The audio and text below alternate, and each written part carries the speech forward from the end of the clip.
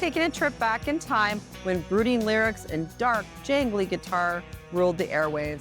A time when Echo and the Bunnymen were the band that made you feel like a misunderstood poet. Even if you were just a kid in suburbia, we're going to cover their origins, their music, their challenges over the years, and where they are today, a full 4 decades later.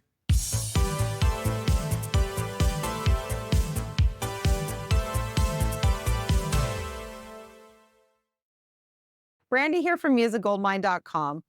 We start in Liverpool in 1978. Punk is still fresh, post-punk is emerging, and somewhere in the shadows, a young Ian McCullough is forming a band with guitarist Will Sargent and bassist Les Pattinson. Originally, they didn't even have a drummer, just a drum machine. Despite some saying that Echo was their nickname for the drum machine, Sargent has denied this, as mentioned in Mark Cooper's 1982 book, Liverpool Explodes, saying, "We had this mate who kept suggesting all these names like the Daz Men or Glycerol and the Fan Extractors. Echo and the Bunnymen was one of them. I thought it was just as stupid as the rest."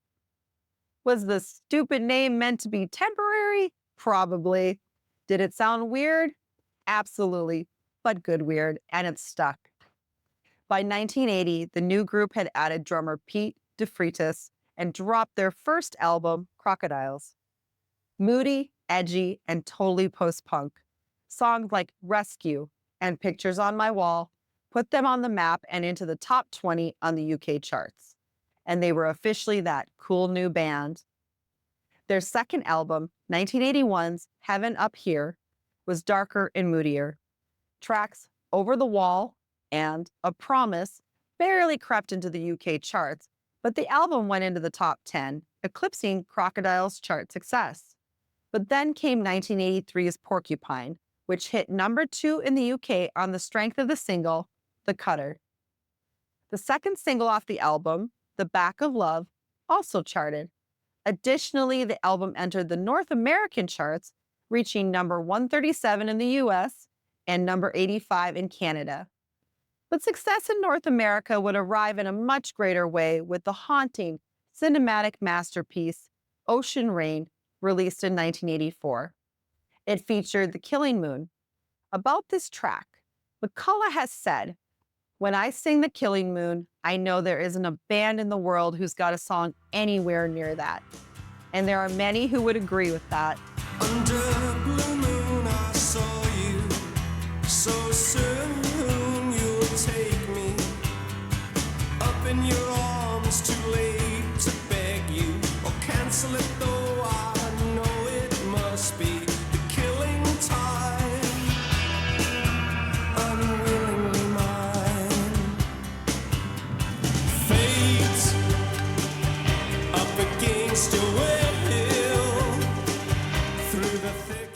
The cinematic song would later be featured in the 1997 John Cusack film Grosse Pointe Blank, and also in the 2001 flick Donnie Darko. 1984's Ocean Rain hit number 4 on the UK chart and is regarded as the band's greatest album. Singles included Silver and 7 Seas. That year, McCullough also scored a minor solo hit with a cover version of the Kurt Weill standard September song. 1985 and 86 brought some challenges, as drummer de Freitas experienced some addiction and other issues and quit the band. The group added Haircut 100 drummer Blair Cunningham, but the band felt he didn't fit in, so they moved on to former ABC drummer David Palmer. The group released a single, Bring On the Dancing Horses, which was featured on the Pretty in Pink soundtrack. Let me take a moment to ask you to subscribe to our channel. It's free and it helps us continue to bring you videos like this one.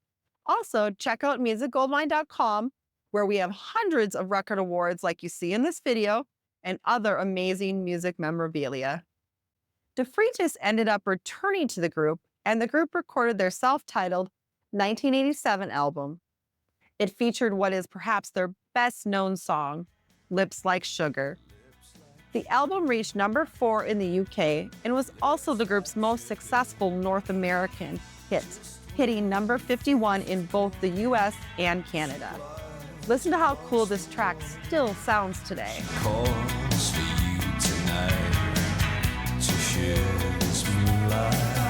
You flow down the river, she'll ask and you give her lips like sugar kisses. Lips like sugar kisses.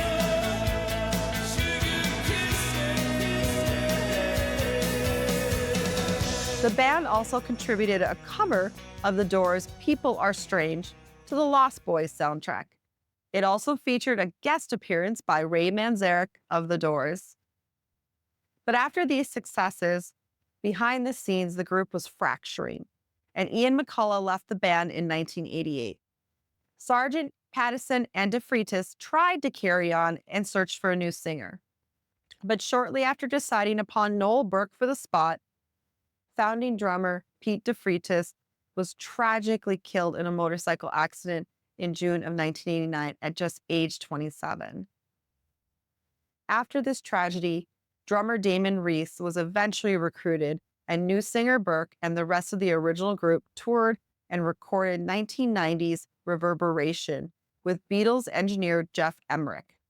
However, fans and musicians thought the group had lost its magic. According to McCullough, who seemed none too happy about the band continuing, the Smiths' Johnny Marr referred to the new group as Echo and the Bogus Men. The album and 2 subsequent singles sold poorly, and the band was dropped by Warner Brothers. By 1995, this alternate group had disbanded. In 1994, McCullough and Sargent had actually begun working together again, forming the duo act Electra Fiction. In 1997, bassist Pattinson rejoined the duo, meaning that 3 of the surviving members of the original group were together again, and they returned to using the name Echo and the Bunnymen. They released Evergreen, which reached the UK top 10, driven by the hit Nothing Lasts Forever. After the release of 1999's What Are You Going to Do With Your Life?, Pattinson ended up leaving to take care of his ailing mother. However, McCullough and Sargent have kept the group alive.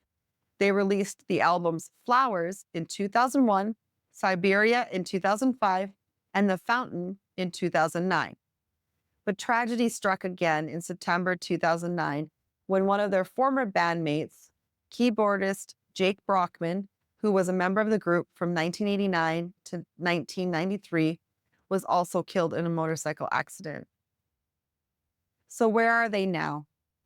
The group, which is still today just composed officially of McCullough and Sargent, with touring musicians Simon Finley on drums, Mike Smith on keyboards, Pete Riley on guitar, and Steve Brannon on bass, released an album of new material in 2014 entitled Meteorites. It was produced by Martin Glover, professionally known as Youth, a producer and songwriter who played bass for Killing Joke. The album became the group's first UK Top 40 chart entry since 1999.